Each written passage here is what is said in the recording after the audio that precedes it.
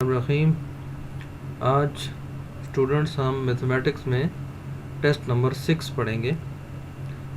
सबसे पहले मैं आगे प्रोसीड करने से पहले ये रिक्वेस्ट करूँगा कि आप लोग जो अभी नए हैं, पहली दफ़ा इस टेस्ट को देख रहे हैं और पहली दफ़ा इस चैनल पे आए हैं, तो काइंडली आप इसको सब्सक्राइब कर लें ताकि आने वाले दोस्तों तक ये वीडियो जो है वो पहुँच सके। ठीक है, तो अगर अच्छी लगे तो लाइक ज़रूर करिएगा और मज़ीद दोस्तों में भी अपनी शेयर करें। चलते हैं हम अपने टेक्स्ट की तरफ। हमारा जो पहला सवाल है वो ये है कि 64L² plus 9M² plus 48LM ये किसका मुरब्बा है। ठीक है, तो ये परफेक्ट स्क्वायर है। परफेक्ट स्क्वायर मीन्स कि आपने वो कौन सी दो टर्म्स हैं जो a प्लस बी की फॉर्म में है, यानी a प्लस बी का जब हम स्क्वायर करेंगे तो हमारे पास 64L² plus 9M² plus 48LM आना चाहिए। तो याद रखें कि स्क्वायर यानी 64 का 8L होल स्क्वायर हम लगा सकते हैं और 9M² को हम 3M होल स्क्वायर लगा सकते हैं। यानी आपका a जो है वो 8L बनता है और b जो है वो आपका 3M बनता है। ठीक है, तो ये आप देखें कि कहाँ पे आपको मिलेगा 8L प्लस 3M। ठीक है, क्योंकि ये square plus B square plus 2ab का फार्मूला है, तो इसलिए a plus B whole square हमें चाहिए। ठीक है, तो a जो है आपका 8L प्लस 3M जो है ये होना चाहिए, तो ये a ऑप्शन आपका ठीक है। नेक्स्ट हमारा क्वेश्चन है y² प्लस 18y प्लस 81। तो ये परफेक्ट स्क्वायर है किस चीज़ का, y प्लस 9, क्योंकि स्क्वायर में y का स्क्वायर हम ले सकते हैं और 81 को हम 9 का स्क्वायर ले सकते हैं। तो y प्लस 9, y हमारा जो है वो a है और 9 जो है वो हमारा b एक्ट कर रहा है। तो जब हम y प्लस 9 का स्क्वायर लेंगे तो हमारे पास y² प्लस 18y प्लस 18 आ जाएगा, 81 आ सकता है। ठीक है, बल्कि आएगा।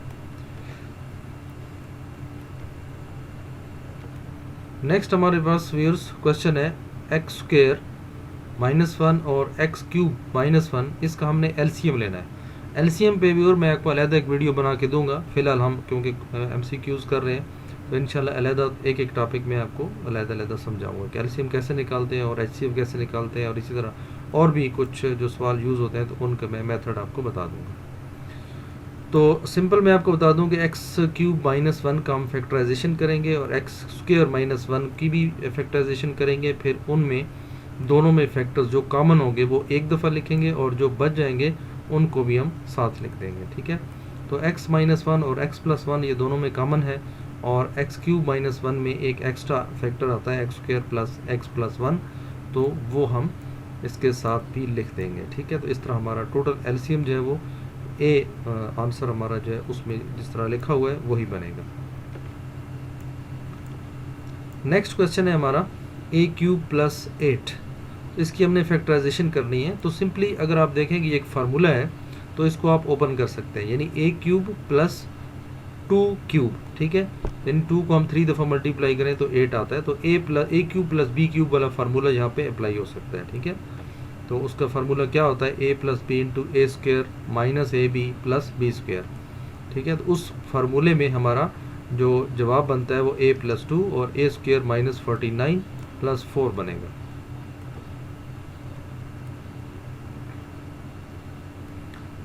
हमारे पास देखें एक मैट्रिक्स आपको दिया हुआ है a = k 2 3 6, ये हमारे एलिमेंट्स हैं। k की कीमत क्या होगी अगर a जो है वो एक सिंगुलर मैट्रिक्स है। सिंगुलर मैट्रिक्स मीन्स कि वो आपको पहले से बता देता है कि इसके जो आप एडजॉइंट मल्टीप्लाई करेंगे k × 6 और -3 × 2 को हम = 0 जो है वो पुट कर सकते हैं। ठीक है, तो आपने जो पुट करना है, जैसे आपने पहले 6 इसको मल्टीप्लाई करना है और फिर माइनस करके 3 2s are 6 कर देंगे, यानी 6k - 6 आ जाएगा।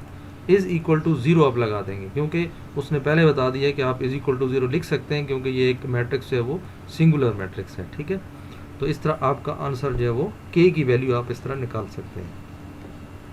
तो उससे वैल्यू आपकी निकल आएगी 1, क्योंकि 6k - 6 = 0 होगा। तो 6 को आप दूसरी तरफ शिफ्ट करेंगे तो +6 हो जाएगा और 6k के साथ जब k जो है 6 मल्टीप्लाई हो रहा है k के साथ, तो दूसरी तरफ डिवाइड हो जाएगा, तो 6 divided by 6 is equal to 1 आ जाएगा। नेक्स्ट हमारा क्वेश्चन है what will be the value of k if a is a non singular matrix. ठीक है, अब नॉन सिंगुलर मीन्स कि वो इज नॉट इक्वल टू 0 है। ठीक है, तो सेम इसी तरह हम पहले मल्टीप्लाई करेंगे, 6 2s आर 12 और minus 3k is not equal to 0। ठीक है, तो उसमें हमारा जो आंसर आएगा वो हमारा k is not equal to 4। ठीक है, क्योंकि हम सेम उसी तरह वैल्यूज़ तो शिफ्ट कर देंगे, लेकिन वो इज़ नॉट इक्वल टू 0 जो है वो हमारा नहीं आएगा, बल्कि k इज इक्वल टू 4 आ जाएगा। नेक्स्ट हमारा है which matrix is always the additive inverse of matrix. Additive inverse क्या होता है? एडिटिव इनवर्स ये होता है कि अगर हम उसमें जमा या माइनस करें तो आंसर हमारे पास 0 आना चाहिए। ठीक है, यानी 2 है तो 2 का एडिटिव इनवर्स जो है वो -2 है, 3 है तो 3 का एडिटिव इनवर्स -3 है, अगर -5 है तो इसका एडिटिव इनवर्स +5 है। ठीक है, यानी जो ही उसमें जमा करें तो आंसर 0 आ जाए। तो ये कौन सा ऐसा मैट्रिक्स है जिसमें हम वही मैट्रिक्स जमा करें तो आंसर हमारे पास 0 आ जाएगा? तो वो 0 ही है, क्योंकि 0 में 0 जमा करेंगे, यानी ये इसी मैट्रिक्स में दूसरा मैट्रिक्स जमा करेंगे, यही मैट्रिक्स, तो आपस में हमेशा 0 ही रहेंगे। Which matrix is always the multiplicative inverse of every matrix. Multiplicative inverse में ये होता है कि जब आप दो एलिमेंट्स को या दो मैट्रिक्स को आपस में मल्टीप्लाई करते हैं तो आंसर आपके पास 1 आना चाहिए, यानी 2 का मल्टीप्लाइकेटिव इनवर्स जो है वो 1/2 होगा, 3 का 1/2 होगा, और अगर 1/3 है तो उसका 3 जो है मल्टीप्लाइकेटिव इनवर्स होगा, यानी दोनों को मल्टीप्लाई करें तो आपके पास आंसर 1 आना चाहिए। तो हमारे पास जो C है इसको आपस में मल्टीप्लाई करेंगे तो यही आपका आंसर जो है वो 1 1 ही रहेगा। नेक्स्ट है the line perpendicular to each other if angle between them is. एक लाइन दूसरी लाइन के परपेंडिकुलर होगी तभी हो सकती है जब वो एक दूसरे के साथ 90 डिग्री का एंगल बनाए। Two lines can intersect each other at least. दो लाइंस एट लीस्ट एक दूसरे के साथ हमेशा एक ही पॉइंट पर कट कर सकती हैं।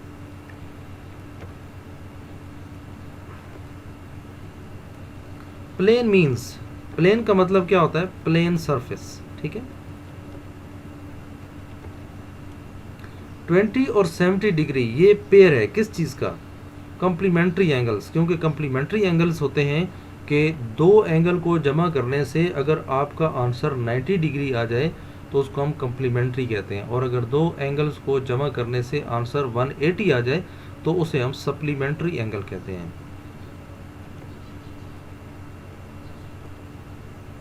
नेक्स्ट है हमारा क्वेश्चन कि if a is equal to B and a is equal to 32 and then b का एंगल क्या होगा? ठीक है, अब क्योंकि b जो है वो a एंगल के बराबर है तो इसलिए b भी वही 32 होगा। ठीक है, क्योंकि a और b आपस में बराबर है। If measure of two sides and measure of an angle opposite to any of these sides in the triangle are given such case is called. अब ये देखें आपको क्लियर नहीं है कि ये है क्या चीज़, इसलिए ये एक एम्बिगुअस केस है। ठीक है, एम्बिगुअस केस कहते हैं अब हम जिसमें आपको क्लियर ना हो कि करना क्या है। If measure of all the three sides of a triangle are given, number of triangles will be। अगर आपको एक ट्राइंगल की 3 साइड्स गिवन है, ठीक है, तो फिर ट्राइंगल आपकी कितनी बनेगी? तो आपकी एक ही ट्राइंगल बनेगी, क्योंकि एक ट्राइंगल को कंप्लीट करने के लिए आपके पास 3 चीज़ों का होना ज़रूरी है। या तो एक एंगल 2 साइड्स हो सकती हैं, या फिर 2 एंगल एक साइड्स हो सकती है, या फिर 3 साइड्स हो सकती हैं, या फिर 3 एंगल्स हो सकते हैं। ठीक है, तो ये आपका ट्राइंगल को रिप्रेजेंट करेंगे और एक ही ट्राइंगल उसकी बनेगी। a cube plus B cube, ये हमारे पास फार्मूला है। ठीक है, और वो कौन सा है?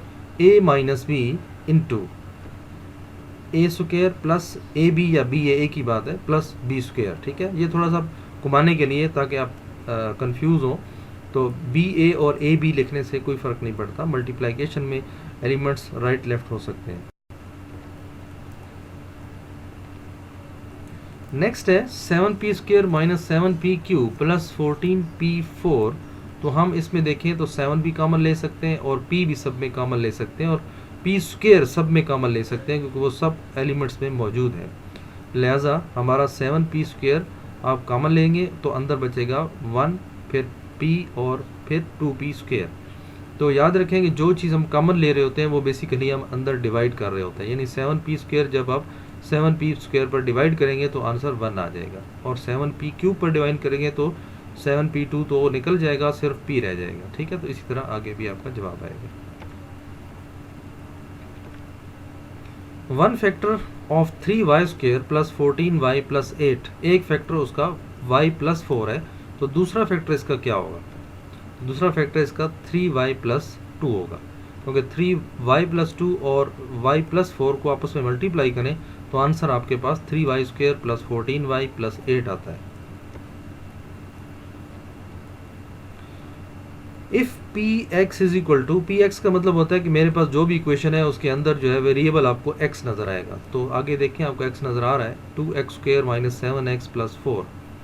देन p आपकी क्या वैल्यू है? ठीक है, p@1 का मतलब है कि x की जगह आप अगर -1 लगा दें, ठीक है, यानी यहाँ पे भी आप -1 का स्क्वायर लगा दें, यहाँ भी -1 लगा दें, तो फिर इसको सॉल्व करें इस इक्वेशन को, तो फिर क्या बनेगा? ठीक है, इस इक्वेशन को हम सॉल्व करेंगे तो आपका आंसर क्या बनेगा? तो यहाँ पे -1 का स्क्वायर लेंगे तो वो प्लस हो जाएगा, तो सिर्फ 2 रह जाएगा। यहाँ पे -x इंटू 7 तो -7 हो जाएगा और -7 बाहर वाले साइन से मल्टीप्लाई होकर +7 हो जाएगा और यहाँ पे +4, यानी 2 + 7 + 4। तो इसका आंसर क्या आता है? ये 13 आ जाता है। नेक्स्ट है a³ माइनस b³, ये किसकी इक्वल है?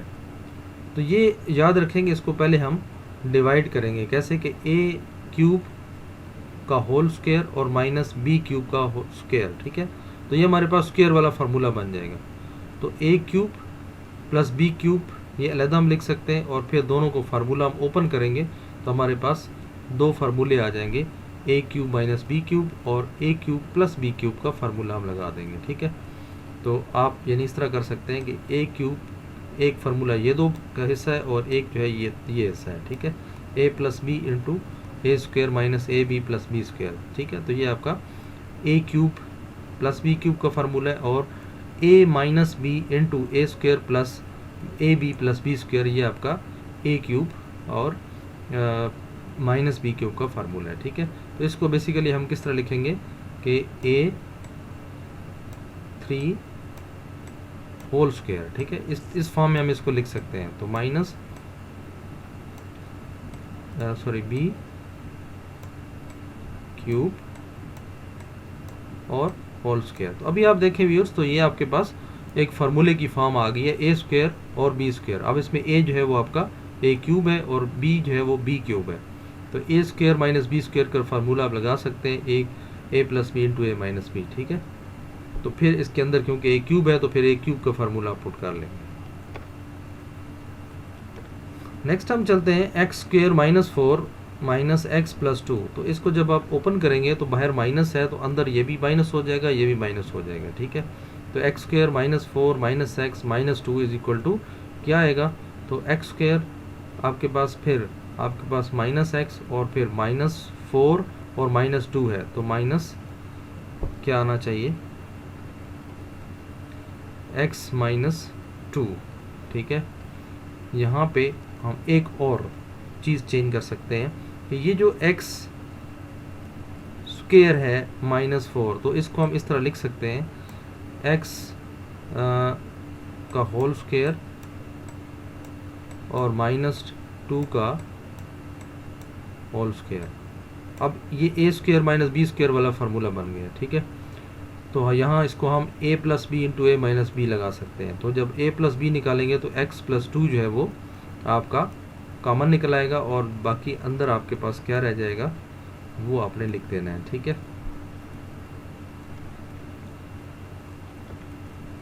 नेक्स्ट हम चलते हैं what is additive inverse of. Additive inverse मैंने आपको पहले बताया कि वो वो टर्म या वो रकम, वो जब आप पहली रकम में जमा करें तो आपके पास आंसर जो है वो 0 आना चाहिए। तो इसका मतलब है कि जहाँ पे 1 है हमें दूसरा -1 चाहिए, जहाँ पे 2 है तो ये +2 है तो हमें -2 चाहिए, 3 अगर प्लस है तो -3 चाहिए, और अगर -3 है तो हमें -4 है तो हमें +4 चाहिए। ठीक है, तो ये आप देखें कि आपके पास कौन सा ऐसा मैट्रिक्स है जिसको जमा करने से अब आपका जो आंसर है वो 0 आना चाहिए। तो एडिटिव इन्वर्स में दोनों टर्म्स को जमा करने से आंसर 0 आता है। तो मैट्रिक्स की जब हम बात करेंगे तो इनके अपोजिट साइन वाले, जहाँ पे प्लस है वहाँ माइनस, जहाँ माइनस है वहाँ प्लस आपको चाहिए, तो उसमें बी है। ठीक है, देखें आप 1 जो है वो आपका प्लस है तो यहाँ माइनस है। ठीक है, यहाँ 2 जो है वो आपका प्लस है और यहाँ माइनस है, यहाँ पे 3 जो है वो आपका प्लस है और ये आपका नेगेटिव है। ये आपके देखें माइनस है तो ये आपका 4 जो है वो प्लस है। जिसके साथ व्यूअर साइन नहीं होता तो वो आप समझें कि उसके साथ प्लस जो है वो लगा हुआ होता है। ठीक है, तो ये अंडरस्टूड होता है कि उसके साथ प्लस है।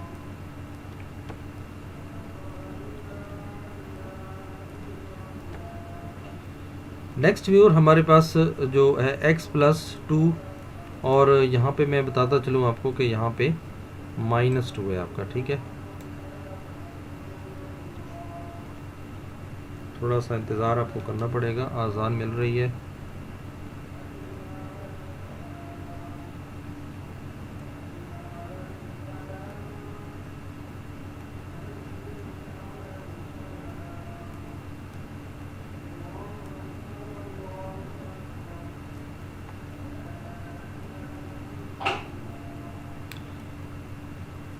ओके व्यूअर्स, नेक्स्ट हम प्रोसीड करते हैं। आपको थोड़ा इंतज़ार करना पड़ा। तो ये पूरा जो मैट्रिक्स है इसको जब आप शिफ्ट करेंगे आप राइट साइड पे लाएंगे, क्योंकि हमने x की वैल्यू फाइंड आउट करनी है। तो ये पूरी जो आपका मैट्रिक्स है ये दूसरी तरफ माइनस हो जाएगा। ठीक है, तो ये देखें -2 और ये -2, तो ये -4 हो जाएगा, और ये जब -4 इधर आएगा तो माइनस की वजह से +4 हो जाएगा, तो -4 और +4 जो है ये 0 हो जाएगा। तो इसका कौन सा आपके पास पर x की वैल्यू आ जाएगी -4 और 0। The word geometry has been derived from the two, कौन से दो वर्ड से निकला है? ये ग्रीक वर्ड से निकला है, ज्यू और मेट्री, और वो दोनों लफ्ज़ ग्रीक थे। The word geometry means measurement of, geometry जो है उसका मतलब है कि ज़मीन का नाप करना। ठीक है, ज़मीन की मेजरमेंट लेना। नेक्स्ट है हमारा who were the pioneers of geometry, geometry के पोनियर्स कौन है, यानी सबसे पहले कहाँ से ज्योमेट्री का आगाज़ हुआ? तो वो मिस्र के लोगों से हुआ, इजिप्टियन। नेक्स्ट है in different sided triangle transects in the ratio, मुख्तलिफ साइड से अगर ट्राइंगल इंटरसेक्ट कर सकती है तो वो किस रेशो में करती है? वो याद रखें कि वो 2:1 से करती है। ठीक है,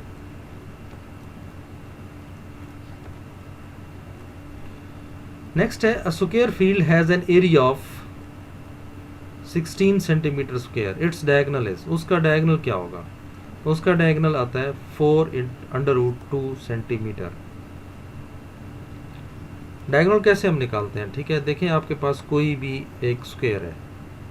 ठीक है, ये थोड़ा चलो रेक्टेंगल टाइप बन गया, लेकिन स्क्वायर आप समझे कि स्क्वायर जो है वो मैं आपको चलो इस तरह बना देता हूँ। ये तकरीबन अब आपको नज़र आ रहा होगा कि ये आपका स्क्वायर है। अब उसने बताया कि स्क्वायर का 16 सेंटीमीटर स्क्वायर आपका एरिया है। ठीक है, तो इसका मतलब है कि दो आपके पास एलिमेंट्स जो हैं वो कैसे होने चाहिए, यानी एक साइड आपकी 4 है और दूसरी भी आपकी 4 है। ठीक है, तो जब आपके 4 हैं एक साइड दूसरी भी साइड, ज़ाहिर इसके अपोजिट साइड भी 4 है और ये भी 4 है। ठीक है, तो आपने डायगोनल निकालना है, तो डायगोनल होता है ये क्रॉस में। ठीक है, तो नहीं ये आपने डायग्राम निकालना है। तो ये इसमें पैथागोरस थ्योरम यूज़ होता है। पैथागोरस थ्योरम इस तरह होता है कि आप ये परपेंडिकुलर स्क्वायर प्लस बेस का square is equal to hypotenuse का स्क्वायर, तो ये फार्मूला आप लगाएंगे तो उसमें आपकी हाइपोटेन्यूज निकल आएगी और वो 4/√2 आता है। ठीक है, नेक्स्ट क्वेश्चन है हमारा those line segments which are perpendicular to opposite sides from vertices are called, उनको हम कहते हैं perpendicular of triangle.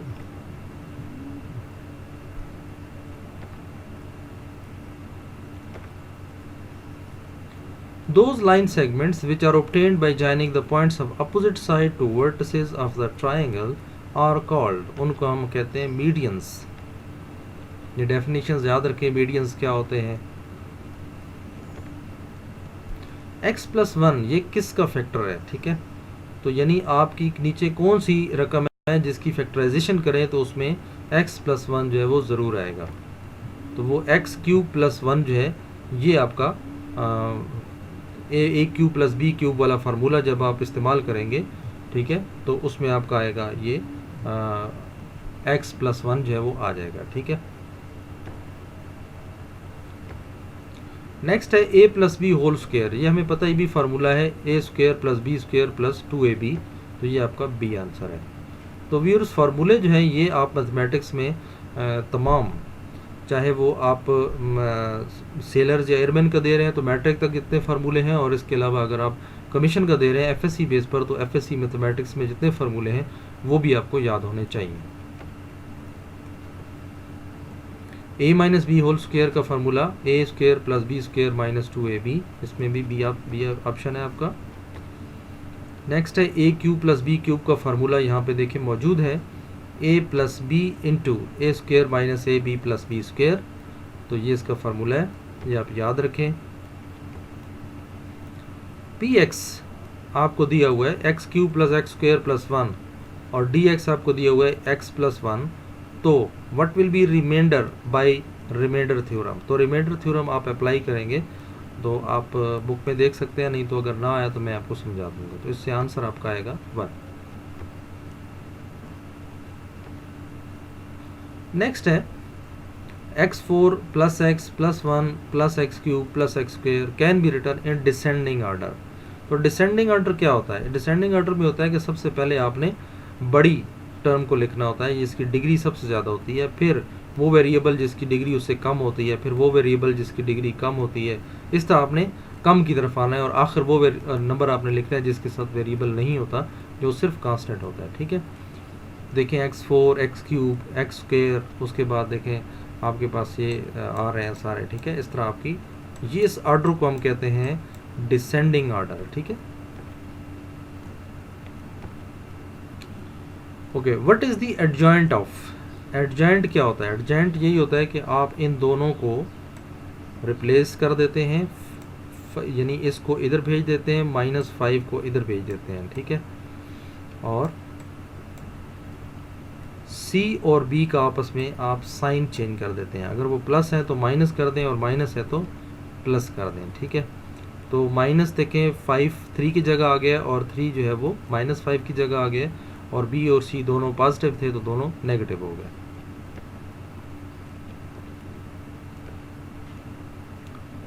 By adding, दोनों को जमा करने से हमें क्या मिलता है, तो दोनों को जमा करने से सिंपली आप 1 और 4 को जमा कर लें और 3 और 7 को जमा कर लें, तो आंसर आपके पास आ जाएगा 5 और 10।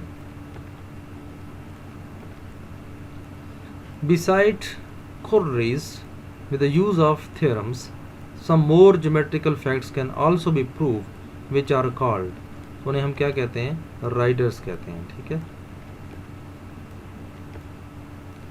The passage of describing geometrical theorems in words is called, words में जब geometrical theorem को हम explain करते हैं, describe करते हैं, लिखते हैं, तो उसको क्या कहते हैं हम, statement, ठीक है। तो हमारी statement वही होती है जो हम theorem की describe करते हैं कि हमने करना क्या है, तो उसे हम statement कहते हैं। The statement of a theorem starts from the word, आप थ्योरम अगर मैट्रिक को उठा के देखें तो उसकी जब भी स्टेटमेंट स्टार्ट होती है तो वो उसका पहला लफ्ज़ क्या होता है, इफ़, अगर, यानी अगर ऐसा हो तो फिर आपने ये करना है, ठीक है। तो ये इफ़ का जो लफ्ज़ है ये स्टेटमेंट्स के शुरू में आता है, ठीक है। Point of transaction of medians of triangle is the, वो क्या होगा, is the centre of the triangle. हमेशा याद रखें कि जो point of transaction of medians, जहाँ पे मीडियंस क्रॉस करेंगे तो वो ट्राइंगल के अंदर कौन सा मकाम होगा, तो ट्राइंगल के अंदर जो सेंटर है बिल्कुल वहाँ से आपके जो मीडियंस है वो क्रॉस करेंगे। A rhombus has all its sides concurrent but not, rhombus की तमाम साइड्स जो हैं वो कनकरेंट होती हैं, लेकिन क्या चीज़ कनकरेंट नहीं होती? एंगल्स कनकरेंट नहीं होती। ठीक है। Sum of 3 angles of a triangle, triangle के 3 एंगल्स का सम हमेशा, मैंने आपको पहले भी बताया था, 180 होता है। Those straight lines which bisects the sides of triangle perpendicularly are called, उनको हम क्या कहते हैं? उनको हम perpendicular कहते हैं। The result deducted directly from the theorems, theorem से हम जो डायरेक्ट रिजल्ट निकालते हैं तो उसको हम क्या कहते हैं? corollaries। ठीक है, तो हम इसको corollaries कहते हैं।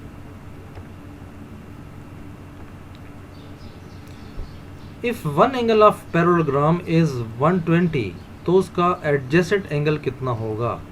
एडजेसेंट कहते हैं उसके बिल्कुल सामने। ठीक है, तो वो 60 होगा। ठीक है, उसके सामने 60 एंगल होगा, क्योंकि तभी ये 180 पूरा होता है। Diagonals of square bisects it's, कहाँ पे? एंगल्स के बाइसेक्ट्स करते हैं। ठीक है, डायगोनल्स को हम सेंटर से ज़ाहिर हम लेते हैं, तो एंगल्स जो है इसके डायगोनल्स में बाइसेक्ट करते हैं स्क्वायर के। If sum of 2 angles of a triangle is 120, तो थर्ड एंगल कितना होगा? तो थर्ड एंगल आप उतना एंगल जमा करें कि आपका 180 बन जाए।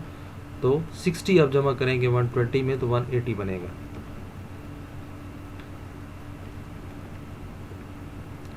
सम of 2 angles of isosceles triangle is 160, तो थर्ड एंगल कितना है?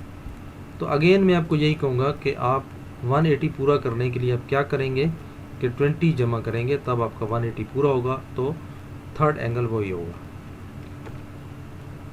तो ये था व्यूअर्स आज का लेसन मैथमेटिक्स में। होपफुली आपको अच्छा लगा होगा, समझ आई होगी। अगर फिर भी कोई चीज़ समझ नहीं आई तो वो आप मुझे कमेंट्स में ज़रूर बताएं, ताकि मैं आपको वीडियो बनाकर उसको भी मैं एक्सप्लेन कर दूं। मैं कोशिश करूंगा कि मैं हर चीज़ को आप एक्सप्लेन करूं, ताकि मेरी एकेडमी का स्टूडेंट कोई भी यहाँ से अगर पढ़ के जाता है तो वो फेल ना हो, और हर किस्म के सवाल उसे ताकि वहाँ पे आ जाएं। ठीक है, और वो कर सके और वो कामयाबी से हम किनार हों। दुआ में याद रखें और दोस्तों में शेयर करें, सब्सक्राइब कर लें चैनल को। ठीक है, इतनी देर तक हम के नेक्स्ट लेसन हमारा आए, उस देर तक अल्लाह हाफिज़।